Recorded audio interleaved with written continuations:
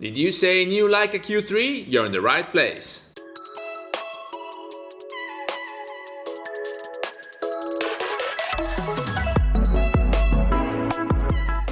Hello everybody, welcome back to the channel. Thomas Love here from Lake Como, Italia, and today we're discussing this new Leica Q3 because we started discussing it like a couple years ago when it still had to be announced, because there were a few hypotheses over there about changing the lens or the focal length, and then in the very end it kept using the usual 28mm Samilux f1.7, which is a great lens. If you are following the channel for a while, you know we explore that lens broadly, and so in each and every aspect, for stills, for videos, for depth of field, we zoomed in, zoomed out, black and white, whatever. So it's still the same lens, but with a new sensor. So in the very end, the Leica Q3 didn't change focal length. But now apparently, according to Leica rumours, and it is a very valid and trusted source, I always refer to it, they're about to announce a new Q3 with ideally 43mm f2 APO glass. Why 43mm? It's still not confirmed,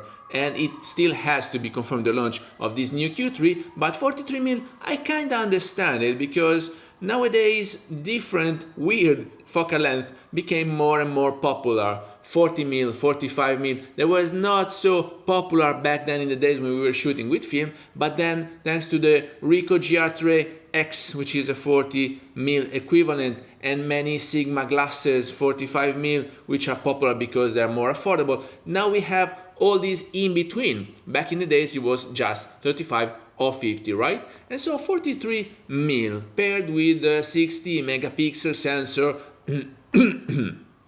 So 43mm paired with the 60 megapixel sensor, it will eventually allow you to crop in farther. So if with the Samilux 28mm you could crop in till 75mm, now the 43 might give you up to 105, and so basically it's still the same camera, it's still the same body, it's still the same sensor. You can gather and shoot at 60 megapixel or down to 18 or 36 megapixel if you want to use bigger pixel for low light conditions, and then eventually you can crop in eventually already in the camera without changing glass, because it's a one lens only, it's a one glass fit all, and with this impressive megapixel count you can eventually crop in. So basically it's the same camera, but it will cover a different range. It was going from 28 to 75mm with the current Q3, and we go from ideally 43mm, still has to be confirmed. They said it's gonna be around 40mm, and the rumor they had was about 43, but still to be confirmed, 40 to 105mm. So it's still pocketable, lightweight, portable. It's a perfect easy C, and it just changes the use you do out of it, because with 28 you had a bit of a wide angle, so you could go broader, and it would help you, especially if you're traveling to Europe, where I am right now, because here everything is so compact and shrinked and there's not much space. So if you want to get the whole facade of the Duomo in Milan, you need a 28mm, unless you walk down the aisle to the very end of the square. But with the 43mm, it will be more a usage for professionals, for portraits. So even if you use it as your main traveling camera, then you are more into faces, into people, it might be a very good choice for street photography. I used to do street photography with the Q2, which is a 28mm.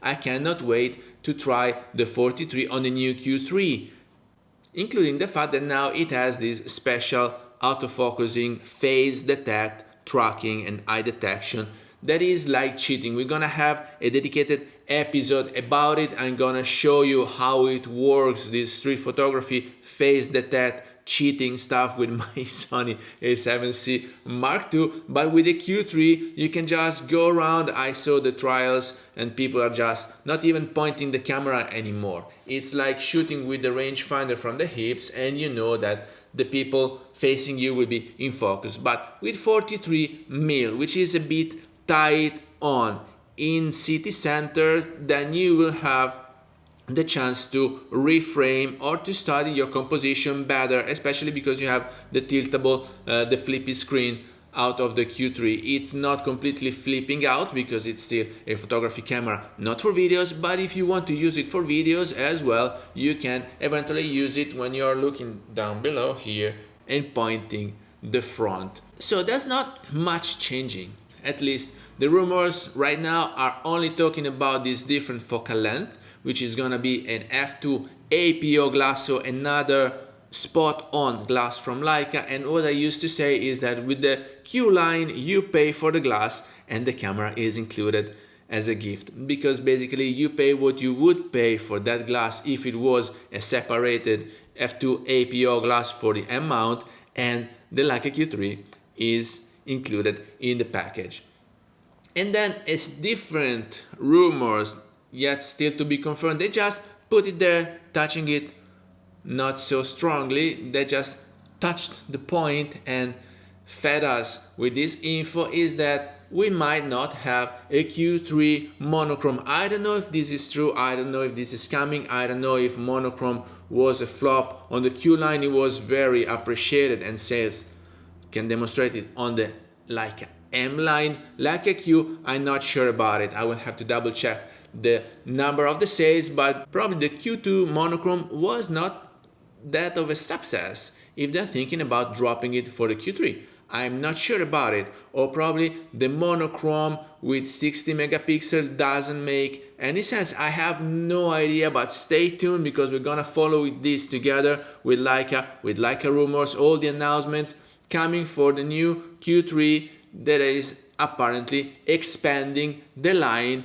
to appeal to a broader audience. So Leica, well done once again. So with that, I hope you got some value out of this video. If you did, please remember to like it, share it on your social media, subscribe to the channel so you won't miss the new videos to come, and I guess I will see you later. Thank you. Bye bye.